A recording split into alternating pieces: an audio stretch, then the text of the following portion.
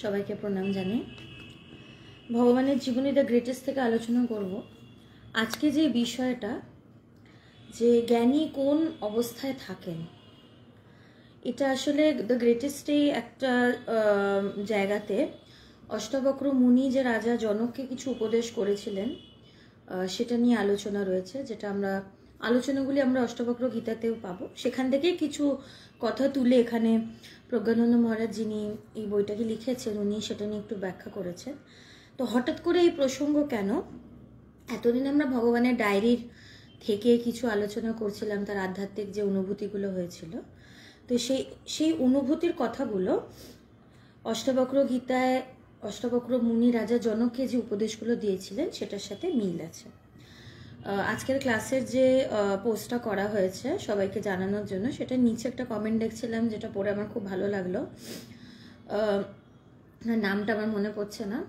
উনি লিখেছেন যে জ্ঞান এবং জ্ঞানী একই, আলাদা করে জ্ঞানী বলে কিছু হয় না। অবশ্যই তাই। জ্ঞানী বললে সেটা তো একটা বিশেষণ যুক্ত হয়ে পড়ে। তো জ্ঞান তো জ্ঞানই, আর আমরা তো সেই জ্ঞান স্বরূপ। কিন্তু কথা বলার সময় কিছু শব্দের প্রয়োগ করতে হয় মানুষের কাছে সেই ব্যাপারটাকে তুলে ধরার জন্য।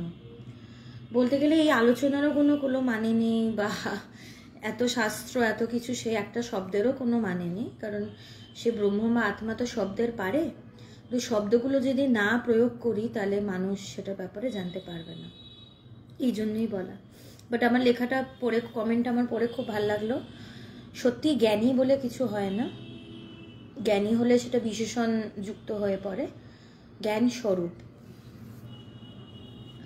গ্রেটেস্ট থেকে পাঠ শুরু করছি। ভগবানের এই অনুভূতির সাথে সাদৃশ্য লক্ষ্য করা যায় অষ্টাবক্র মুনি যেখানে রাজর্ষি জনককে উপদেশ দিচ্ছেন। মুনি জনককে বললেন, সর্বসংকল্পের সীমা অর্থাৎ আত্মজ্ঞানে বিশ্রান্তি প্রাপ্ত মহাত্মার মোহ কোথায়? তো রাজা জনককে অষ্টাবক্র মুনি তিনি উপদেশ করেছিলেন। তো সেখানেই তিনি বলছেন যে সর্বসংকল্পের সীমা অর্থাৎ আত্মজ্ঞানে বিশ্রান্তি প্রাপ্ত মহাত্মার মোহ কোথায়?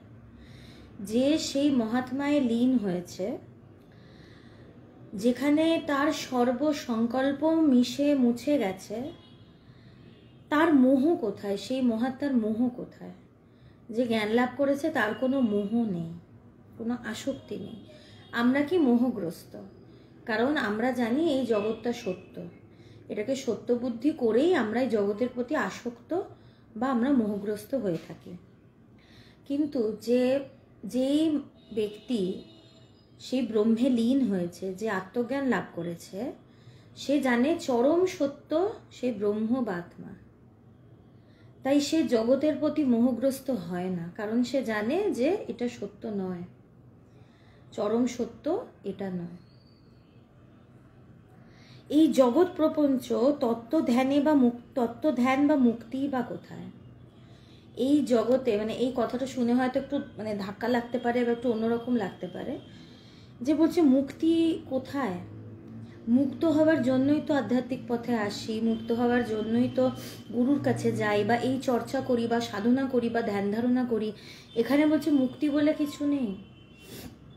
সত্যিই বলেছেন, মুক্তি বলে কিছু নেই। মুক্ত আমরা কখন হব? যখন আমরা বদ্ধ হব। মুক্তির প্রসঙ্গ আসে বদ্ধ যখন কেউ থাকে, তখন তার মুক্তির প্রসঙ্গ আসে, যে আমি বাঁধা, আমি বদ্ধ, আমি মুক্ত হচ্ছি। কিন্তু আমরা তো ব্রহ্মস্বরূপ হয়ে আছি, আমরা মুক্ত স্বরূপ। আমরা কোনো সময় বদ্ধ ছিলাম না, এখনো বদ্ধ নই, ভবিষ্যতেও বদ্ধ হব না। আমরা যে নিজেদেরকে বদ্ধ বলে মনে করি বা ভাবি, এটা আমাদের অজ্ঞানতার ফলে। কারণ আমরা তো নিজেদেরকে ব্রহ্মস্বরূপ হিসেবে বোধ করতে পারছি না, অনুভব করতে পারছি না, বুঝতে পারছি না। এই জন্য আমি ভাবি আমি বদ্ধ, আমাকে মুক্ত হতে হবে। গুরুর কাছে গিয়ে বলি যে গুরুদেব আমাকে মুক্ত করুন, কিন্তু গুরু তো জানে যে সে মুক্তই। কিন্তু গুরুকেও এটা ভান করতে হয় যে হ্যাঁ, গুরুকে বলতো হ্যাঁ তুমি বদ্ধ, ঠিকই তো, ঠিক আছে এইগুলো করো তাহলে তুমি মুক্ত হবে। কারণ গুরু যদি শুরুতেই বলে দেয় না তুমি তো মুক্তই, তুমি বদ্ধ তো নও, শিষ্য বুঝবে না। তার ভেতর থেকে অজ্ঞানতাটা তো কাটাতে হবে, নাহলে শিষ্য বুঝবে কি করে। ওই একটা গল্প আমি আগেও বলেছি, আবার বলছি, এটা বেদান্তেরই একটা গল্প, যে একটা লোক সে কাঠ বিক্রি করে সে তার জীবন যাপন করে, সেটাই তার রুজি রুটি। তো তার সাথে একটা গাধা আছে, সে গাধাটার পিঠে সে কাঠগুলোকে রেখে সে জঙ্গলে তাকে নিয়ে যায়, সবসময় সে সাথে থাকে। তো একবার কি হয়েছে, কাঠ কাটতে গভীর জঙ্গলে চলে গেছে। এবার মানে অন্ধকার নেমে আসছে, তখন সে ভাবছে এবার তো আমাকে বাড়ি ফিরতে হবে, নাহলে তো অসুবিধা হয়ে যাবে, রাস্তা হারিয়ে ফেলবো। তো যেতে যেতে রাত হয়ে গেছে, সে রাস্তা হারিয়ে ফেলেছে। কিন্তু এগিয়ে দেখেছে একটা দূরে একটা আলো জ্বলছে। তো সে ভাবছে নিশ্চয়ই সেখানে কেউ থাকে। তো সেখানে গিয়ে দেখে সেটা একটা সাধুর কুটি। তো সে বলছে, সাধু বাবা আমাকে রাত্রে একটু থাকতে দিন, আমি পরের দিন সকালে চলে যাবো। বলছে ঠিক আছে থাকো, আমার কোনো অসুবিধা নেই। বলছে আমার গাধাটাকে একটু কিছু দিন, আমি তাহলে ওকে বেঁধে রাখবো, নাহলে তো জঙ্গলে চলে গেলে তোকে তো আর পাবো না, আবার বাঘ ভাল্লুক আছে সব মেরে খেয়ে নেবে। তো তখন সে সাধু বলছে যে আমার কাছে তো, আমি তো সাধু, আমি দড়ি টড়ি এইসব রেখে কি করব, আমার কাছে এগুলো কিছু নেই। তো বলছে তাহলে আমি কি করব, আমার গাধাটা যদি চলে যায়, আমার তো ওকে ছাড়া চলবে না, ওকে আমি কোথায় রাখবো। এবার ওর একটা চিন্তা হয়ে গেল, কোথায় গাধাটাকে রাখবে। এখন সে তো দাঁড় করিয়ে রাখলে দাঁড়িয়ে থাকবে না, ছাড়া থাকলে সেদিক ওদিকই চলে যাবে। তো সাধু বলছে শোনো, আমি তোমাকে একটা বুদ্ধি দিই, তুমি তাকে গিয়ে একটা গাছের নিচে দাঁড় করাও এবং তুমি ভান করো যে তুমি ওকে বাঁধছো একটা দড়ি দিয়ে, ভান করো। তখন সে লোকটা বলছে আমি ভান করব, দড়ি দিয়ে বাঁধবো না তো সে তো থাকবে না তো এক জায়গায়, এটা কি ধরনের বুদ্ধি, ভান করবো আর সে দাঁড়িয়ে থাকবে, এরকম গ্যারেন্টি আপনি কি করে দিচ্ছেন। তো সাধুবাবু বলছে আমার উপরে বিশ্বাস করো না, তুমি গিয়ে ভান করো যে তুমি ওকে বাঁধছো। সে তো মনে একটা যথেষ্ট মানে ভাবেই মানে দ্বিধাগ্রস্ত হয়ে একটা ডাউট নিয়েই গেছে, একদমই ভেতরে পূর্ণ বিশ্বাস ছিল না। তাও ভাবছে সাধু মহারাজ বলছেন, এখন করি, মানে তিনি যখন বলছেন। তো সে গিয়ে ভান করেছে যে সে গাধাটাকে দড়ি দিয়ে বাঁধছে। এবার সারা রাত তো তার চোখে ঘুম নেই, সে ভাবছে বাবা মহারাজের কথা শুনে ভান করে চলে এলুম, সকালে উঠে যদি দেখি গাধাটা নেই তখন কি হবে। তো সারা রাত সে চিন্তা করে করে কাটিয়েছে, সকাল হতে না হতেই সে বেরিয়েছে, বেরিয়ে ঠিক দেখে গাধা ওখানেই দাঁড়িয়ে। সে ভাবছে এই তো ভারী আশ্চর্যের বিষয়, আমি ওকে দড়ি দিয়ে বাঁধিনি, ভান করেছি, তাও দাঁড়িয়ে রয়েছে। তো বলছে ঠিক আছে। তো সাধু বাবাকে বলছে বাবাজি আমি এখন চলে যাচ্ছি, তো প্রণাম টনাম করে সে যাবে। তো এবার গাধাটাকে ঠেলছে, গাধাটা আর নড়ে না, সে রীতিমতন ওর গলায় মানে ধরে টানাটানি করছে, গাধা কিছুতেই নড়ছে না। এবার ও ভাবছে সাধু মহারাজ নিশ্চয়ই কোনো মন্ত্রফন্ত্র পড়ে ওকে আটকে রেখেছে, নাহলে নড়বে না কেন। তো সে সাধু বাবাকে কি বলছে, বাবা আমার গাধাটাকে আপনি ছেড়ে দিন। তো সাধু বলছে আমি তো গাধাটাকে ধরেই নি, আমি ছাড়বো কোথা থেকে। বলছে না ও তো নড়ছে না। বলছে নড়ছে না তা আমি কি করে বলবো। বলছে ও তো নড়ছে না, আপনি কিছু মন্ত্র পড়ুন যাতে ও নড়ে। তো সাধু বাবা বলছে যে তুমি তো কালকে দড়ি বেঁধেছিলে, সেটা কি খুলেছ। বলছে আমি তো দড়ি বাঁধিনি, আমি তো ভান করেছি মাত্র। কোথায়, আমি তো দড়ি দিয়ে বাঁধিনি। তখন সাধু বাবা বলছে তুমি ভান করেছো এটা তো তুমি জানো, গাধাটা তো জানে না। গাধা জানে যে তুমি তাকে দড়ি দিয়ে বেঁধেছো, তো ভান করে বেঁধেছো যখন, ভান করে খুলতেও তো হবে, নালে গাধা চলবে না। সে গিয়ে খোলার ভান করে তখনই দেখে গাধাটা চলছে। তো ঠিক সেভাবেই আমরা যখন গুরুর কাছে গিয়ে বলি যে আমাকে মুক্ত হতে হবে, গুরুও কিন্তু তখন ভান করে যে হ্যাঁ তুমি তো বদ্ধ, তোমাকে মুক্ত হতে হবে, এইগুলো করো তাহলে তুমি মুক্ত হবে। খোলার ভানটা করছে, গুরু খোলার ভান করে। আদপে কিন্তু আমাদের গলায় কোনো দড়ি নেই, ইমাজিনারি দড়ি। আমরা একটা দড়ি কল্পনা করে রেখেছি, সেটা আমাদের কল্পনা আছে, দড়িটা বাস্তবে নেই। এখন সেটা যদি ওই যেমনি গাধাকে বুঝিয়ে উঠতে পারবে না, সেমনি প্রথমে বললে আমরাও বুঝবো না। গুরু যদি প্রথমে বলে আমরা বুঝবো না, তাই গুরুকে ভান করতে হয় যে সে দড়িটা খুলছে, তারপরে শিষ্য বোঝে যে আলাদা করে মুক্ত হবার কিছুই নেই, আমি মুক্তই ছিলাম, কোনোদিন বদ্ধ ছিলামই না, আমি কোনোদিনই বদ্ধ ছিলাম না। অজ্ঞান বশত আমরা নিজেদেরকে বদ্ধ বলে মনে করি, আমি মুক্ত। এখন এই কথাটা আমি মুক্ত বই পড়ে বা অন্য লোকের কথা শুনে বললে লাভ নেই, অনুভব করতে হবে যে সত্যি আমি মুক্ত। আমি যদি অনুভব না করি আমি জীবন মুক্তির স্বাদ কিন্তু পাবো না। আমি শাস্ত্র হাজার পড়তে পারি, আমি অন্য লোকের কথা শুনে বলতে পারি, কিন্তু অনুভূতি যদি না হয় কোনো লাভ নেই। তো আলাদা করে মুক্ত হবার কিছু নেই। ব্রহ্মজ্ঞান মানে শুধু জেনে নেওয়া যে আমি সেই ব্রহ্ম, আমি মুক্ত স্বরূপ, আলাদা করে মুক্ত হতে হয় না। মুনি বলছেন, আকাশবৎ বিকল্প রহিত ধীর জ্ঞানীর নিকট সংসার তার আভাস সাধ্য বা সাধন কোথায়? আকাশবৎ বিকল্প রহিত ধীর জ্ঞানীর, আকাশবৎ, আকাশ কি অনন্ত। তো যে আত্মজ্ঞান লাভ করেছে, যে মুক্তি লাভ করেছে, এখন কথার কথায় বলতে হয় মুক্তি লাভ, সেই জ্ঞানী আকাশবৎ মানে সে অনন্ত।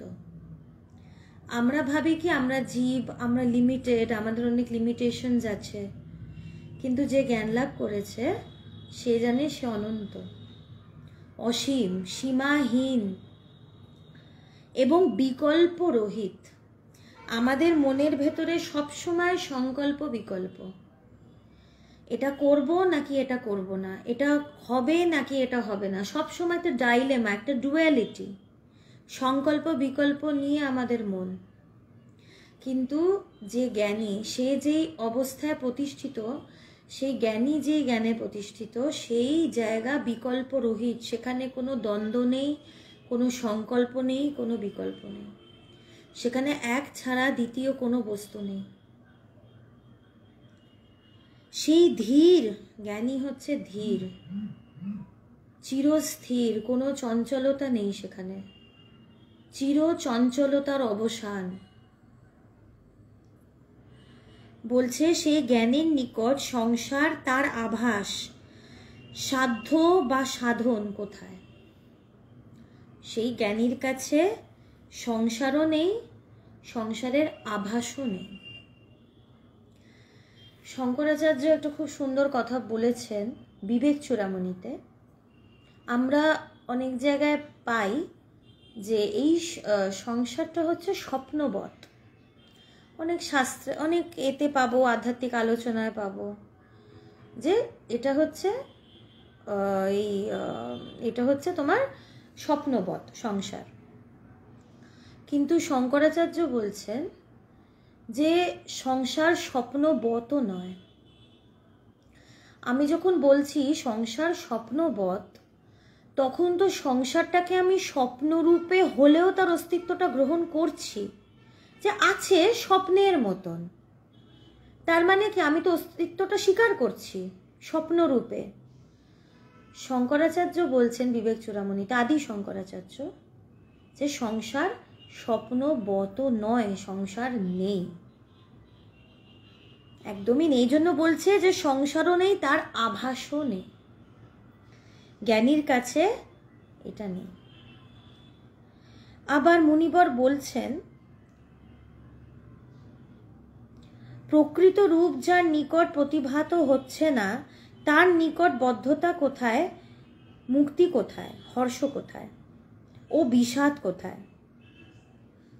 এর আগে একটা শ্লোক আছে, স্ফুরতেহানন্ত রূপেণ, আমি একদমই সংস্কৃত জানি না তাই উচ্চারণ ভুল হলে ক্ষমা করবেন, প্রকৃতং চ না পশ্যত। তারপরে এখানে যে কথাগুলো ছিল সেটার একটু ব্যাখ্যা করছেন প্রজ্ঞানন্দ মহারাজ, যে যার নিকটে প্রকৃতির রূপ প্রতিভাত হয় না, তার কাছে বদ্ধতা কোথায়, মুক্তি কোথায়, হর্ষ কোথায়, বিষাদ কোথায়? আমাদের জীবনটা বিষাদ এবং হর্ষ মিশ্রিত। বিষাদটা বেশি হয়, দুঃখটাই বেশি থাকে, কিন্তু যে জ্ঞানী তার কাছে দুঃখ, সুখ, হর্ষ, বিষাদ কিচ্ছু নেই। এই জন্য স্বামীজি বলছেন, দুঃখ কোথায় আমাকে দেখাও। সে দুঃখ দেখতে পারছে না। কেন দেখতে পারছে না? কারণ সে তো সুখ দুঃখের পারে বিরাজমান। সে ব্রহ্ম বা আত্মা, যেখানে এক ছাড়া দ্বিতীয় বস্তু নেই, যেটাকে বলছে সচিদানন্দ ব্রহ্ম, যেখানে বলছে যে সেই ব্রহ্ম আনন্দ স্বরূপ, শান্তি স্বরূপ, সেখানে আমি কোথায় দুঃখ দেখব? বা আনন্দ আলাদা করে পাওয়ার নেই, কারণ আমি তো আনন্দ স্বরূপ। আমি আনন্দ পাচ্ছি মানে আমি আনন্দ থেকে আলাদা। আনন্দ ভোগ্যবস্তু এবং আমি যে ভোগ করছি, দুই আছে। যে ভোগ করছে, যাকে ভোগ করছে। কিন্তু আমি হচ্ছি আনন্দ স্বরূপ, আমি আনন্দের সাথে একাকার, এক। তাই আনন্দ এবং দুঃখ দুটোর মধ্যে কোনোটাই আমাকে ছুতে পারে না বা ছোঁয়ে না।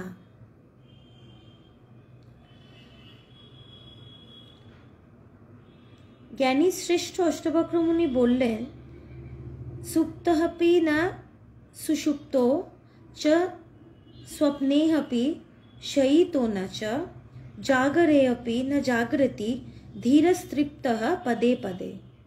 জ্ঞানীর অনুপম অবস্থার কথা ব্যাখ্যা করছেন এই বলে যে জ্ঞানী নিদ্রাতে সুষুপ্ত নন, স্বপ্নেও শায়িত নন, জাগরণেও জাগ্রত নন, নিত্য ব্রহ্মানন্দে তৃপ্ত হওয়ায়।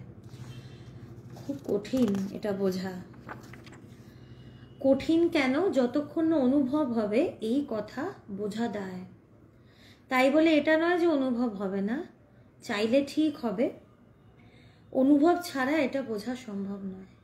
একটা জ্ঞানীর অবস্থা তখনই বোঝা যাবে যখন আরেকজন জ্ঞান লাভ করবে, নালে বোঝার উপায় নেই। আমরা বড় বড় মহাপুরুষদেরকে আমরা জাজ করতে যাই, উনি এরম উনি সেরম, খুব বড় বোকামি করি। আমাদের সাধ্য আছে তাদের বোঝার, বা আমাদের সেই জায়গাটা আছে তাদেরকে জাজ করার। তারা যেই জায়গায় প্রতিষ্ঠিত, আমরা সেই জায়গার ছোঁয়া কি পেয়েছি? ছোঁয়া পেলে তাও একটা দুটো কথা বলতে পারি, তাই তাদের এ করা যায় না। বলছেন যে জ্ঞানী নিদ্রাতে সুষুপ্ত নন। আমরা যখন সুষুপ্তি অবস্থায় থাকি, মানে গভীর ঘুম, তখন কি আমাদের থাকে আমরা কিচ্ছু বুঝতে পারি না, জানতে পারি না। গভীর ঘুমে তখন কিচ্ছু অ্যাক্টিভ না, আমার মন, বুদ্ধি, চিত্ত, অহংকার সবকিছু ডরমেন্ট। কিন্তু যখন সুষুপ্তি অবস্থা থেকে উঠে আসছি, তখন আমার ভেতর থেকে এটা আসে যে না, খুব ভালো ঘুমিয়েছে, কিছুই বুঝতে পারিনি। তো সুষুপ্তি অবস্থায় একটা অজ্ঞানের বীজটা কিন্তু থাকে, কারণ সেই অবস্থায় আমি কিছু জানতে পারি না। জানতে না পারা মানে কি? অজ্ঞান, ইগনোরেন্স। কিন্তু যে জ্ঞানী, তার তো ভেতরে অজ্ঞানের লেশমাত্র নেই। তো সে সুষুপ্তিতে মানে নিদ্রাতে সে সুষুপ্ত হবে কি করে? সুষুপ্তি অবস্থায় সে সুপ্ত থাকে না, সে কোনো অবস্থাতেই সে থাকে না। জ্ঞানের কোনো অবস্থা হয় না। জ্ঞান সর্বাবস্থার পারে, কারণ অবস্থা তো পরিবর্তনশীল, অবস্থা ক্ষণিকের। ব্রহ্ম বা আত্মা সেটা তো অপরিবর্তনীয় এবং নিত্য সত্য, চিরস্থায়ী। তো সেটা কোনো অবস্থা না, সেটা অবস্থার পারে। তাই জ্ঞানীরা প্রত্যেকটা অবস্থার পারে থাকেন এবং প্রত্যেকটা অবস্থাকে সে সাক্ষী স্বরূপ হয়ে সে অবজার্ভ করে, সে লিপ্ত হয় না। সে নির্লিপ্ত হয়ে প্রত্যেকটা অবস্থাকে প্রকাশ করে। সে প্রকাশক রূপে জ্ঞানী থাকে, সে প্রকাশ্য রূপে ধারণ করে না। স্বপ্নেও তিনি শায়িত নন। স্বপ্নাবস্থায় স্বপ্ন দেখছে, কিন্তু সে জানে সেটা মিথ্যা। সেই অবস্থায় স্বপ্ন দেখে সে আনন্দিত হয় না, সে ঘাবড়েও যায় না। জাগরণেও সে জাগ্রত নন।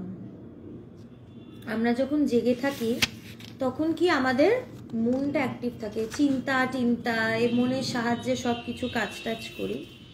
কিন্তু জাগ্রত অবস্থাই হোক আর যেই অবস্থাই হোক, জ্ঞানীর মন বলে কিছু থাকে না। সে যদি ঠিক ঠিক জ্ঞানী হয়, তার মনের কোনো অস্তিত্ব থাকে না, তার ভেতরে চিন্তার উদয় হয় না, সে চিরস্থির।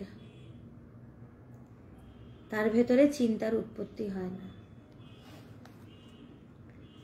গুরুর কথা শুনে সুযোগ্য অধিকারী সদ্য জ্ঞান লাভ করা শিষ্য জনক, রাজা জনক তার অনুভূতির কথা বললেন। তিনি অদ্ভুত শিষ্য ছিলেন। আমাদের কি হয়, আমরা কথা শুনি, সে বেশিরভাগ কথাই মনে রাখি না, ভুলে যাই। বা যারা আমরা আধ্যাত্মিক ব্যাপারটা নিয়ে একটু সিরিয়াস, আমরা এই কথাগুলোকে নিয়ে গভীরভাবে ভাবি। আরও একটু যারা সিরিয়াস তারা অনুভব করার চেষ্টা করে। কিন্তু রাজা জনক খুব স্পেশাল ছিলেন, কারণ গুরুর মুখে সঙ্গে সঙ্গে শুনছেন, যেটা গুরু যেই কথাটা বলছে শোনার সাথে সাথে সেটা অনুভব হচ্ছে। আমাদের কি ভাবতে হবে, বসতে হবে, সাধনা করতে হবে, কাঠকড় পুড়িয়ে, মানে বছরের পর বছর ধরে কত মহাপুরুষ গুহাগহরে এখনো সাধনা করছে, সেই সত্যটাকে লাভ করতে পারছে না। কিন্তু রাজা জনক এমন ছিলেন, তিনি শোনার সাথে সাথে অনুভব করছেন, এমন তার আধার, এমন তিনি ছিলেন, ভাবা যায় না।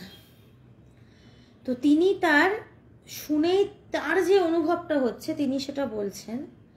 সর্বদা মলিনতার বিরহিত আমার মায়া কোথায়, সংসার কোথায়, প্রীতি ও বৈরাগ্য কোথায়, জীব ভাব বা ব্রহ্ম ভাবই বা কোথায়। তো তিনিও তো গুরুর কথা শুনে জ্ঞান লাভ করেছেন, তিনিও গুরুর কথা পরে বলছেন যে সর্বদা মলিনতা বিরহিত আমার মায়া। আমরা এটা মনে করি আমরা খুব ইমপিওর, আমাদের শুদ্ধ হতে হবে, আমাদের নিজেদেরকে শুদ্ধ করতে হবে, আমাদের মনটা বড় মলিন, আমাদের এগুলো মনে হয়, আমরা এগুলো ভাবি। কিন্তু আমরা সবসময় মলিনতা বিরহিত, আমরা শুদ্ধ স্বরূপ, আমরা সেই শুদ্ধ চৈতন্য। কোনো মলিনতা, কোনো কালিমা আমাকে স্পর্শ করতে পারে না। আমাদের মন মলিন কখন হয়? যখন আমরা বিষয় নিয়ে থাকি তখন মলিন হয়। কিন্তু যে জ্ঞানী তার তো বিষয় নেই, সে তো বিষয় কামনা বাসনা রহিত, তো তার কোনো মলিনতাও নেই। বলছে মায়া কোথায়? মায়াকে বলা হয় অনির্বচনীয়। কেন অনির্বচনীয় বলা হয়? আমরা মায়াকে ডিনাই করতে পারবো না, আমরা একেবারে বলতে পারবো না যে মায়া নেই, কারণ আমি তো জগৎ সংসার সবই দেখছি, আমি তো মোহগ্রস্ত হয়ে রয়েছি, কি করে বলবো যে মায়া নেই? আবার ব্রহ্মজ্ঞানে বা আত্মজ্ঞানে নিজেকে জানলে, ব্রহ্মজ্ঞান লাভ করলে তখন বোঝা যায় মায়া বলে কোনোদিনই কিছু ছিল না, নেই এবং থাকবে না। তো মায়া বলা যায় না আছে, আবার এটাও বলা যায় না নেই, তাই মায়াকে বলা হয় অনির্বচনীয়। তো তার তো জ্ঞান লাভ হয়ে গেছে রাজা জনকের, তো তখন সে বলছে কোথায় মায়া, মায়া তো বলে তো কিছুই নেই। এই জন্য জ্ঞান লাভের পরে যাদের শরীর থেকে যায় তারা জগতে হয়তো থাকে, কিন্তু মায়া তাদের উপরে কোনো প্রভাব ফেলতে পারে না। স্বামীজি যেমনি ছিলেন, বিশ্ব জয় করেছেন, তো মায়া, তার কাছে মায়ার কোনো অস্তিত্ব ছিল না। সংসার কোথায়? বিবেক চূড়ামণিতেও শিষ্য যখন উপদেশ শুনছেন, তার যখন জ্ঞান লাভ হচ্ছে, সে তখন বলছেন যে এই জগৎ কোথায় উধাও হইয়া গেল, কোথায় চলে গেল এই জগৎ, যেই জগৎ নিয়ে আমি সবসময় ব্যস্ত, আঁকড়ে ধরে পড়ে আছি, নিমেষে সেই জগৎ কোথায় ধুয়ে মুছে গেল, কাহার দ্বারাই বা অপসারিত হইল, কেই বা এটাকে সরালো? তো রাজা জনকও বলছে কোথায় এই সংসার? বলছে প্রীতি বা বৈরাগ্য কোথায়? আমরা জানি জ্ঞান লাভ করার জন্য আধ্যাত্মিক পথে একটু বৈরাগ্যের দরকার। বৈরাগ্য মানে এটা নয় যে আমি বিভাগী বৈরাগী হয়ে ঘর ত্যাগ করে আমি চলে গেলাম, সেটা না। মন থেকে বৈরাগী হলেই হবে, বাইরে কাপড় পরলেই যে বিরাট আমি বৈরাগী হয়ে গেলাম তা তো নয়। মনের ভেতরে যেন বৈরাগ্য থাকে। ভগবান বলতেন যে সংসারে তুমি থাকো, সংসার যেন তোমার ভেতরে না থাকে। তো তাই বলছে বৈরাগ্যই বা কোথায়? বৈরাগ্য মানে যে জগতের প্রতি বৈরাগ্য, জগতের প্রতি যা ডিট্যাচমেন্ট, যা জগতের প্রতি মোহ নেই, সেটাকেই বলছে বৈরাগ্য। বৈরাগ্য কখন আসে? যখন আমি জানি যে এই জগৎটা সত্য নয়। যখন এই অনুভবটা দৃঢ়ভাবে হয়, তখনই কিন্তু আমার ভেতরে বৈরাগ্য আসে। কিন্তু জ্ঞানীর বৈরাগ্য কি করে থাকবে? বৈরাগ্য মানে জগৎটা মিথ্যা, এটা জেনে আমার ভেতরে বৈরাগ্য আসছে, জগৎটা সত্য নয়। এখন জ্ঞানীর কাছে তো জগতের অস্তিত্বই নেই, তাই এসব বিচারেরও তো দরকার নেই। বৈরাগ্য আলাদা করে তো তার আর কিসের থেকে বৈরাগ্য? কিছু নেই তো। তো বলছে প্রীতিও নেই, বৈরাগ্যও নেই। আর বৈরাগ্য থেকেই এটা আসে, জ্ঞান লাভ করার বাসনা, মুমুক্ষুত্ব বৈরাগ্য থেকেই আসে। সেই জগৎটা যখন মিথ্যা, সত্যটা কি? তাহলে সত্যটা আমাকে জানতে হবে। কিন্তু যে জ্ঞানী সে তো জানেই যে কি সত্য।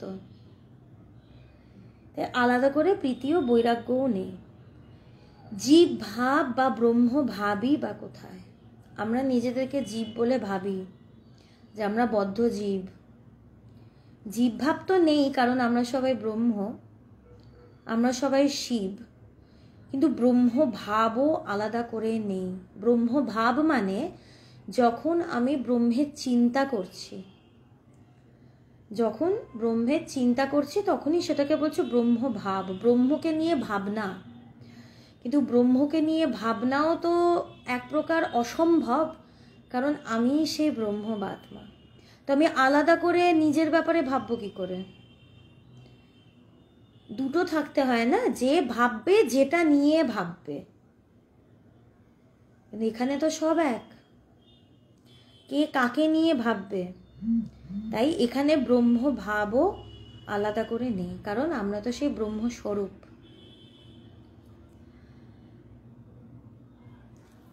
একটু এর ব্যাপারে একটু পড়ে নিই।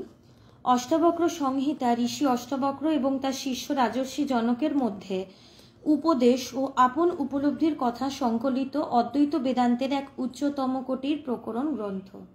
একটা কথা বলে দিই, ভগবান আমাদেরকে বারণ করতেন অষ্টাবক্র পড়তে। আধ্যাত্মিক উপলব্ধি হবার আগে অষ্টাবক্র পড়তে নেই, কারণ কিচ্ছু বোঝা যাবে না। তো শুধু শুধু সময় নষ্ট করে লাভ নেই, কারণ পুরো বইটাই দাঁড়িয়ে অনুভূতির ওপর।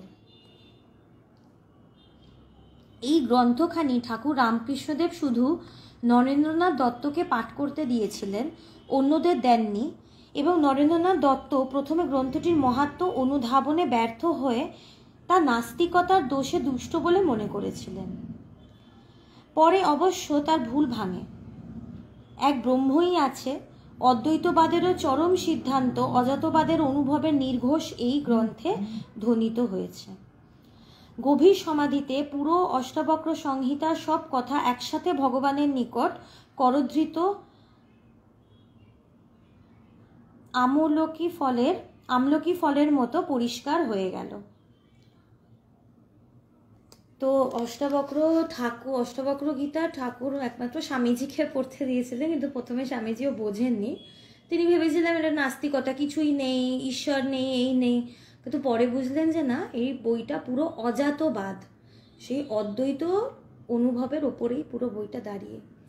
এবং ভগবানের যা যা ডায়েরির লেখা সব কিন্তু অষ্টাবক্র গীতার সেই যে উপদেশ বা শিষ্যেরও যে কথা বলা অনুভূতিগুলো, সেগুলোর সাথে পুরো মিলে যায়। তো এখন আমাদের যেটা করতে হবে, আমাদের তো একটা করণীয় থাকবে। এখানে কাজ শুধু শুনে মানে অবশ্যই শুনে বন্ধ করে ভুলে যেতেই পারি, এখানে কারোর কিছু বলার নেই। কিন্তু যদি একটা গতি করতে হয় নিজের, তাহলে এটা অনুভব ছাড়া কিন্তু কোনো রাস্তা নেই। শাস্ত্রে বলেই দিয়েছে নান্যা পন্থা, এর বাইরে অন্য কোনো রাস্তা নেই ভালো থাকার। তো নিজের যদি গতি করতে হয়, এই যে অবস্থাটার কথা আজকে আলোচনা করা হলো, আমাকে বিশ্বাস করতে হবে দৃঢ়ভাবে যে এই অবস্থাটায় আমিও পৌঁছতে পারি, আমারও এই অবস্থাটা হতে পারে। এটার জন্য আমাকে নিষ্ঠা সহকারে প্র্যাকটিস করতে হবে, বিশ্বাস করতে হবে এবং চাইতে হবে। আমি চাইলেই দেখব যে আমার আস্তে আস্তে ভেতরে গিটগুলো খুলছে। এবং প্র্যাকটিস করতে করতে করতে করতে একসময় আমিও এই অবস্থায় লাভ করব, আমিও সেই অজাত ভূমিতে আমি প্রতিষ্ঠিত হব। আমরা যেন সবাই সেই জায়গায় পৌঁছতে পারি, এই প্রার্থনা জানিয়েই আজকের আলোচনা শেষ করছি। জ্ঞানীর অবস্থা যেটা, সেটা যেন দেখে আমাদের যেন লোভ হয়। এই অবস্থাটার কথা, এই অবস্থাটা মানে জ্ঞানীরা যে অবস্থায় থাকে এটা শুনে যেন আমাদের ভেতরে একটা কষ্ট হয় যে আমরা কবে এই অবস্থাটা লাভ করব, এবং এটা সম্ভব। এই প্রার্থনা জানিয়ে আজকের আলোচনা শেষ করছি। সবাই খুব খুব ভালো থাকবে।